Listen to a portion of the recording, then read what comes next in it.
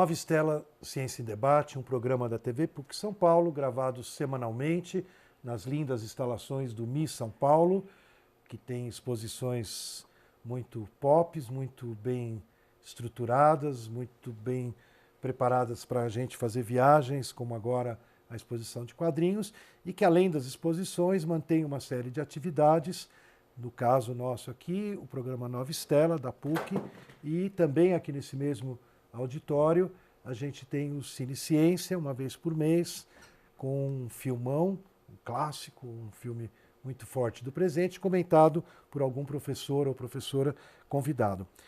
O Nova Estela, desde 2017, ele tem também, né, para, de certa forma, apoiar a nossa editora, a Edu, que é a editora da PUC São Paulo, ele tem o Nova Estela Ex Libris, e exatamente hoje a gente recebe uma autora, a mais jovem autora que já veio aqui no Nova Estela Ex Libris, a querida Luísa Pessotti. Vamos para a colinha.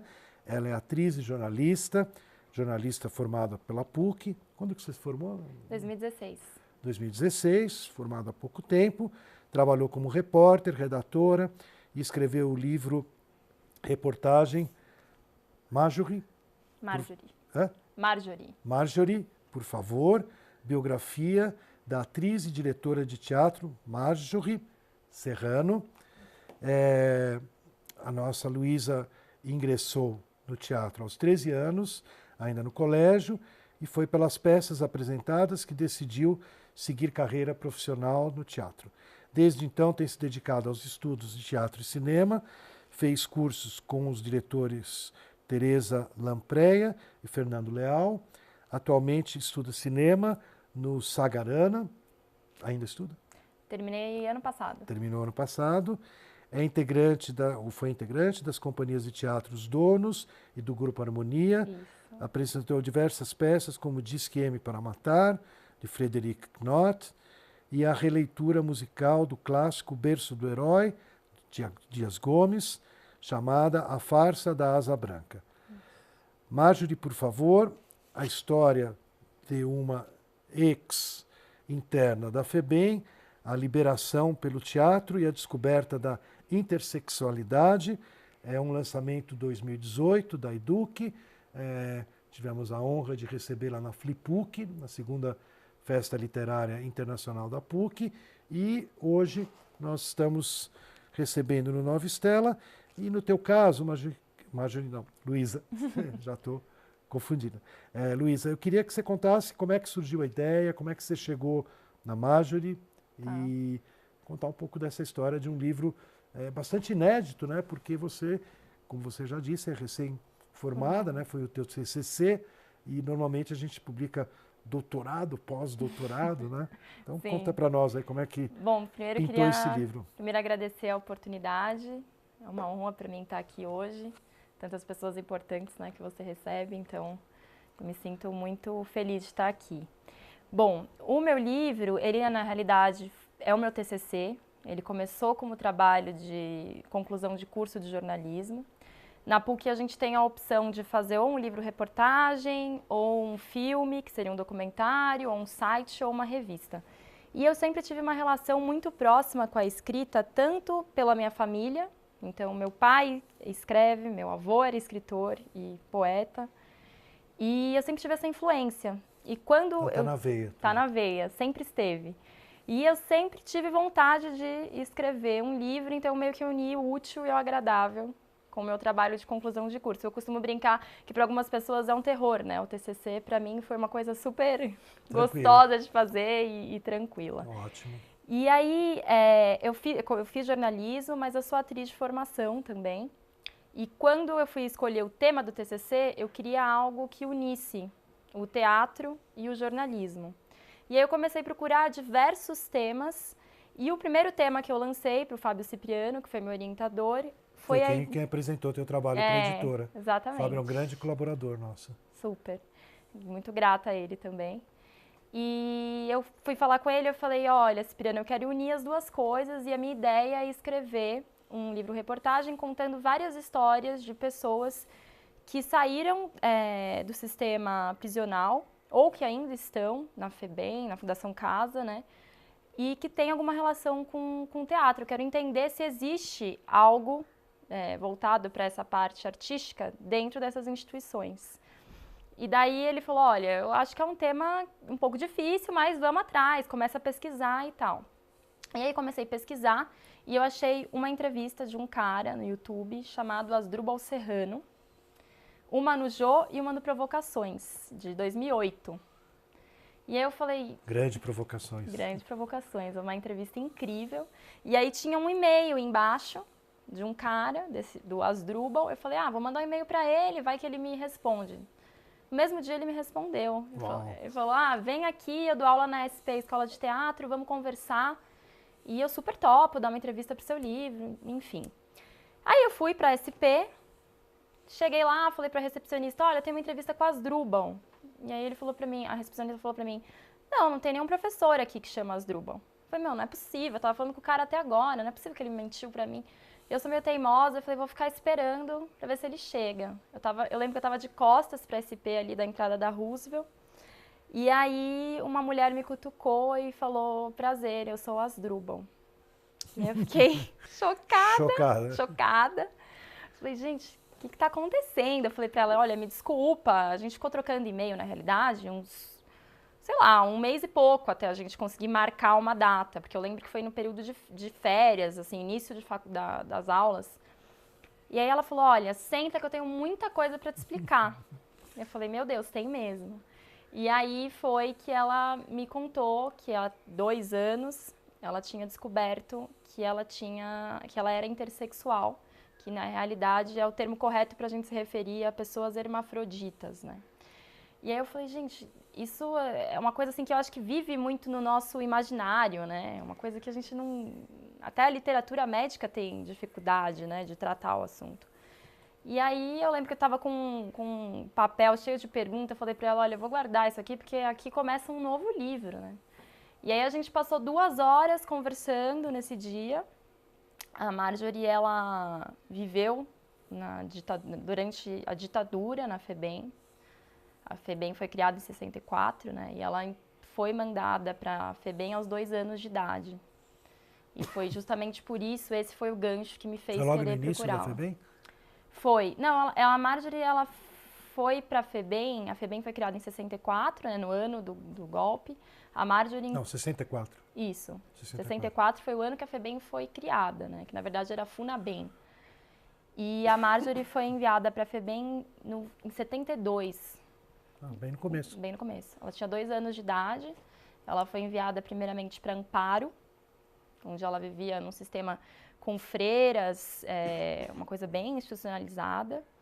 E depois ela foi enviada para Batatais, que é onde eu foquei mais o livro, que é o período mais triste, né, da ditadura e, consequentemente, da vida dela. E, bom, a gente poderia avançar direto na vida dela, mas já que você está introduzindo para o nosso público esse cenário, né, de Batatais, FEBEM, dá umas pinceladas, que aqui no livro está super bem apresentado e bem barra, né? O que era a FEBEM, como... Então, a FEBEM... Até essa ideia de que você podia ser entregue à FEBEM, né? Sim. Porque a FEBEM a gente imagina como a Fundação Casa é o menor que aprontou alguma e é recolhido da sociedade para ser ressocializado na Fundação Casa ou na FEBEM.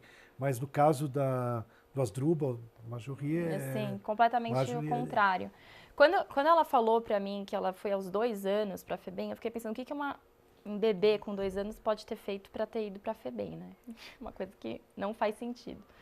E aí, o que ela me explicou, e depois eu fui estudar mais profundamente, inclusive eu li um livro do Roberto da Silva, que se chama Os Filhos do Governo, que é um professor da USP, um livro muito, muito detalhado, ele também é ex-interno da FEBEM, na época da ditadura.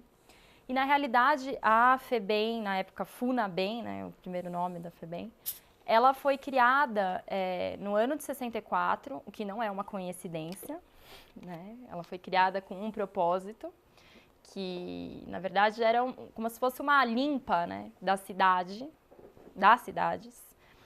E, na realidade, bastava você ser pobre para ser enviado à FEBEM.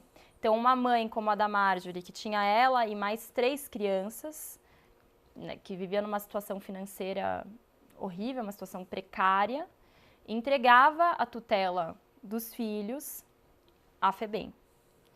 O problema começava nessa própria entrega, porque a criança ela não ficava no estado de São Paulo, ela era enviada para o interior. E uma mãe que não tem dinheiro para nada, não vai visitar.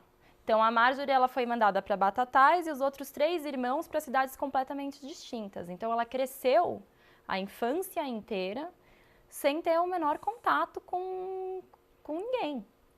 Ela teve uma visita do pai, que hoje ela não tem, não sabe o paradeiro, não sabe onde ele está, aos 6 anos de idade. E depois disso, nunca mais, assim, nevermore. Na verdade, eu acho que eles... era um princípio também da institucionalização, né? Que era você destruir qualquer laço familiar que você tinha, né? Então, você vira uma pessoa completamente sem referência, é a perda da identidade completa, né? Do ser humano. Então, esse era o cenário, assim. E dentro da FEBEM, dentro da unidade, como eles chamavam, o sistema institucional completo. Então, desde de manhã, horários rigorosos para almoço, ir para a roça, trabalhar na roça. Então, uma coisa que a Marjorie repetiu muitas vezes para mim nos encontros para você poder almoçar, você tinha que produzir o alimento. E isso era feito na parte da manhã, para você ir para a roça. Só que na parte da manhã também era o momento de você ir para a escola.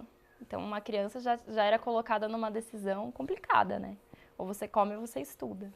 Então, o sistema também formou uma legião de analfabetos absurda, né? Então, a Marjorie fala para mim que da sala dela, das pessoas que ela tinha contato, ela e mais 4 pessoas foram alfabetizadas. Então, a destruição total de qualquer desenvolvimento que o ser humano pudesse ter.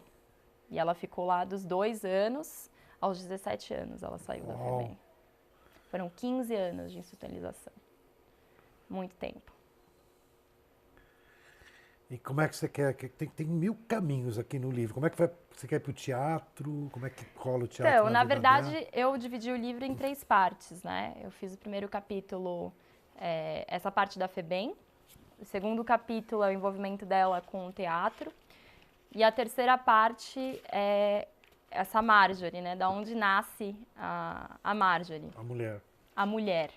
Na realidade, a Marjorie, desde o início, desde a infância, sempre se sentiu uma mulher, né? Então, ela teve, desde o começo, um problema muito, muito sério, que é a negação total daquilo que ela realmente era, né? A gente não está falando de uma pessoa que tinha opções Ela fala isso pra mim, né? Ela só vivia com homens, então ela não tinha referência feminina. Eram ela e 400 internos. Então, assim, desde o início foi quebrado esses direitos dela.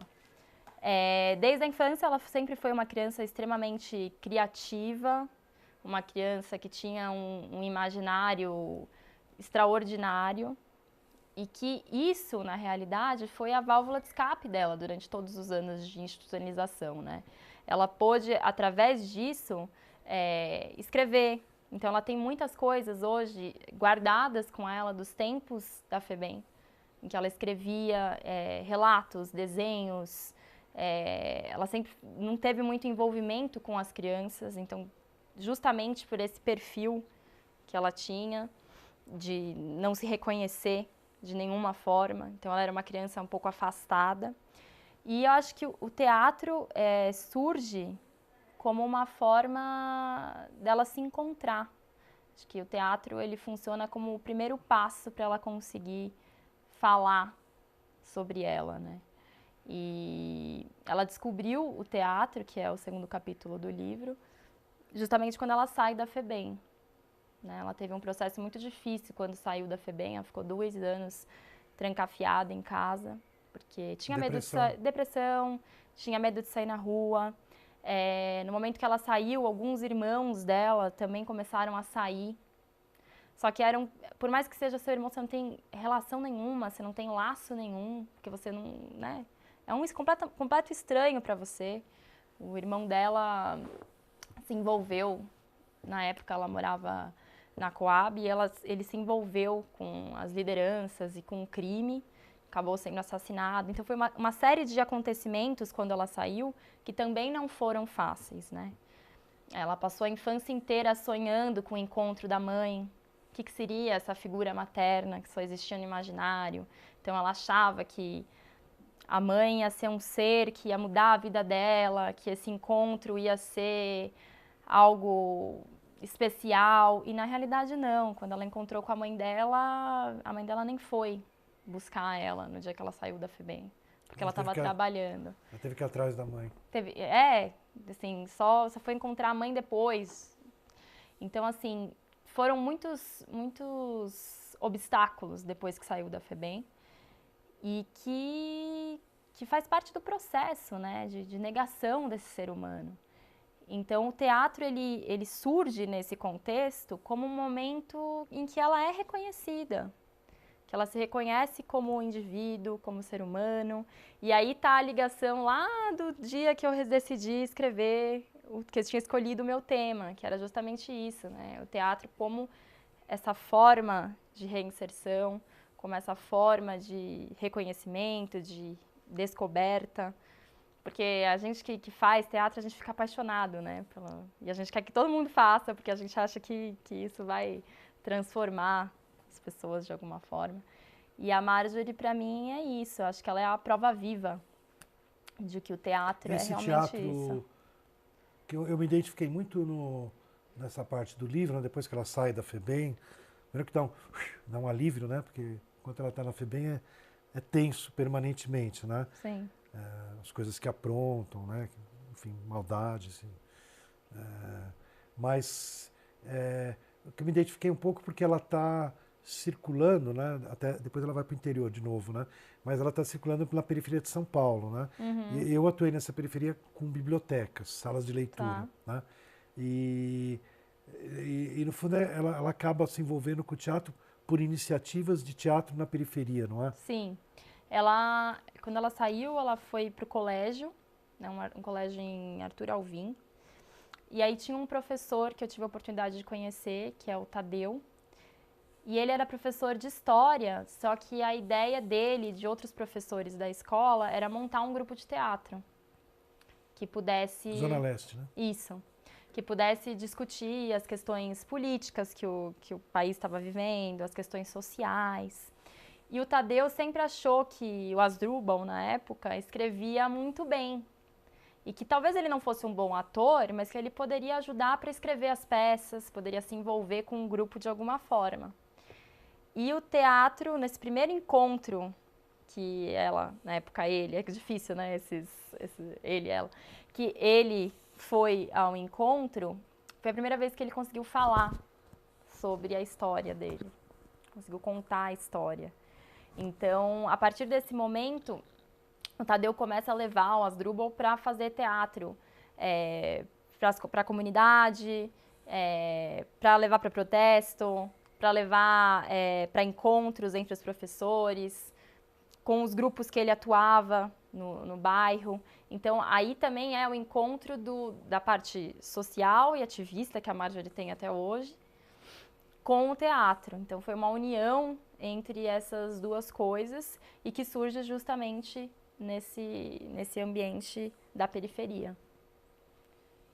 E daí, o que rola? Eu sei que vai chegar uma hora que ele ou ela vai estourar com uma peça, né? Que é os combatentes. Como é que é? Chama Guerreiros Urbanos. Guerreiros Urbanos. Na verdade, essa foi a primeira peça que eu li da Marjorie. Antes de marcar com ela a entrevista, eu fui procurar quem era esse cara, né? Quem que é esse Asdrubal Serrano?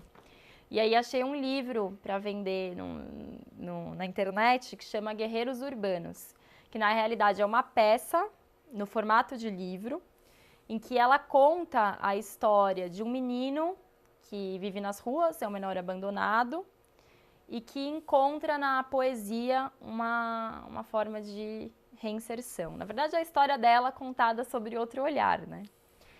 E foi justamente essa peça ela junta coisas que ela escreveu durante a época da FEBEM, ainda quando criança e adolescente, com a vivência dela depois com um grupo de teatro, onde ela pôde ter as técnicas, né, de como escrever, porque ela tinha uma coisa muito intuitiva, né, da escrita, de como montar uma peça. No momento em que ela se encontra com um grupo de teatro, ela começa a ter as técnicas de como ela pode fazer isso. E aí ela monta essa peça e decide apresentar. O Tadeu arrumou uma apresentação para ela e foi um sucesso. Lotou a escola, porque o trabalho da Marjorie, até hoje, ele é pautado no público ver e se reconhecer, que é baseado no Teatro do Oprimido do Boal, né? Que é a gente enxergar o teatro não como monólogo, né? Mas como diálogo. Então, todas as peças dela, você tem um reconhecimento. Então, era feito guerreiros urbanos para crianças que viviam numa situação diferente, mas ao mesmo tempo parecida. Não eram crianças da FEBEM, mas eram crianças pobres, em vulnerabilidade, e que tinham identificação como aquela criança abandonada poderia se envolver com a arte, com a poesia, né? E aí dá um boom na vida dela, e aí ela decide... Pelo sucesso da peça. Pelo sucesso da peça. Claro que não financeiro, né? Era um sucesso para ela pessoal, né? Realização profissional. O momento como ela se olha e se encara como atriz. Aliás, a parte financeira é um problema o livro inteiro, né? Problema inteiro. O livro inteiro. Né? Sim. Ela casa, que essa é uma parte complexa. Bem complexo. Aí ela tem esses 10 anos de atriz, de ator viajante. Então ela passava todos os dias, toda semana, em alguma cidade do interior ou do litoral, apresentando a peça para escolas públicas, municipais, estaduais, enfim. E ela cobrava 25 centavos por cada aluno. Então, a questão financeira era uma coisa bem complicada, porque, na verdade, o que ela ganhava no dia de trabalho servia para ela se manter para o próximo dia, porque ela não tinha lugar fixo para morar, né? Era um ator, uma atriz viajante, que não parava em lugar nenhum. Então, dormia na praça, dormia na rua, dormia em alguma pousada muito barata pelo dinheiro que ela tinha. E essa questão financeira é algo que a acompanha até hoje, né? Na verdade, viver do teatro da forma como ela escolheu viver é um ato de coragem, assim, porque... Você mantém contato permanente com ela? Sim, sim. A Marjorie estava morando em Marília. Nossa, que longe. Porque o filho dela faz faculdade lá, o Gabriel. Unesp. Legal. Ele faz... Filosofia. Psicologia, eu acho. Pode ser. Acho que é pedagogia, desculpa. Ele faz pedagogia. E aí ela foi viver um tempo com ele lá, mas a gente sempre mantém contato. A gente vive trocando ideia, trocando figurinha. A gente escreveu juntas um projeto voltado para o teatro, para trabalhar justamente com adolescentes, com crianças das redes municipais aqui de São Paulo, para debater o tema das drogas. Tem um lance aqui forte no livro, no trabalho que ela faz em relação à Cracolândia, né? Sim. A primeira vez ela foi tentar apresentar essa peça do Guerreiros Urbanos e fazer um trabalho do Teatro do Oprimido com as pessoas na Cracolândia. O Eduardo Suplicy, na época, a acompanhou nesse trabalho, mas eles tiveram N problemas, porque na época uma equipe da Globo estava lá perto e chegou para cobrir a Cracolândia, para fazer um programa lá, não sei direito, uma reportagem. E aí os usuários e as pessoas que estavam ali se afastaram e não quiseram continuar o trabalho. Mas no ano passado, quando a gente teve, né, aquele triste episódio na Cracolândia, a Marjorie estava trabalhando lá. Então ela estava fazendo um trabalho não voltado para o teatro, mas do ponto de vista artístico. Então, ela pegava as pessoas da Cracolândia e fazia com que eles se reconhecessem por meio da arte. Então, resgatava as memórias. Então, você, quem é você? Pedia para a pessoa fazer um desenho, revivendo a infância, revivendo o passado, as memórias. E esse trabalho dela era, como você conta aqui, muitas vezes ela conseguia até ter algum recurso da prefeitura, Sim, de alguma secretaria. Isso eu achei interessante, de vez em quando rolam umas oficialidades, né?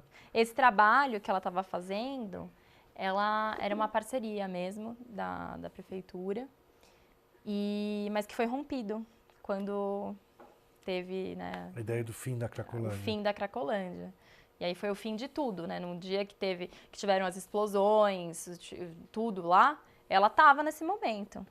E foi assim, ela fala que o trabalho de 6, 7 meses foi jogado completamente fora, foi jogado no lixo, né? Porque destruiu tudo. As pessoas, os colaboradores, todo mundo que estava lá, foram obrigados a sair correndo. Então, destruíram tudo num dia. Ela fez um trabalho também na Casa de Passagem, que é um momento em que eles conseguem pegar algumas pessoas, retirar algumas pessoas da Cracolândia, levar para esse momento de transição. Luísa, eu vou te interromper, a gente está Claro. chegando ao final do nosso programa Nova Stella Ex Libris, hoje falando do teu livro, Luísa Pessotti, Marjorie,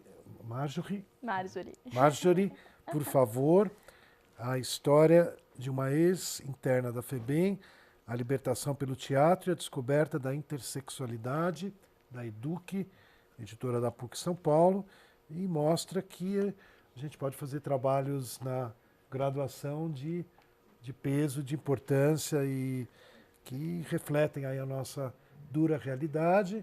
Nova Stella se despede, esperando ter nosso telespectador sempre conosco ou a qualquer momento aqui na TV PUC, canal universitário, ou na internet, no YouTube.